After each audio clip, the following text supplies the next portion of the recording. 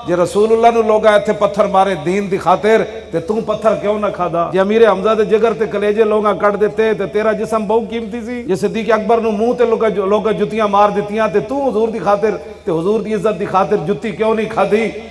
मैनू घसीट के जदों ले जा रहे सन ना पुलिस वाले दूसरी मंजिल तो मैं हस रहे सी और मैनू पुलिस वाले कह लगे तू साडा मजाक करदा। मैं कहा चले मजाक नहीं करदा। कहते फिर तू हसदा क्यों मैं देख तैनू माजूरी की हालत असीं घसीट के ले जा रहे हैं तो ठंडी रात है 22 जनवरी की रात ठंडी कितनी होंदी ते नाल धुंध भी पई होवे ते कहंदे तू हसदा क्यों नहीं गल तो। मैं कहा जलिया मैं हसदा तां वां जिन्हां नूं तुसीं खुश करन वास्ते मैनू घसीट रहे हो। ना तुसां मेरी चिट्टी दाड़ी वेखी ना मेरा आलिम होना वेख्या ना मेरा हाफिज होना वेख्या ना तुसां मेरी माजूरी वेखी। तुसीं आखिर किसी नूं खुश करन वास्ते आए बैठे हो ना ते तुसां जिस नूं खुश करन वास्ते मैनू घसीट रहे हो ना वो तुहानूं वेख कोई नहीं रहा लेकिन जिन्हां वास्ते मैं घसीटिया जा रहा वो मैनू वेख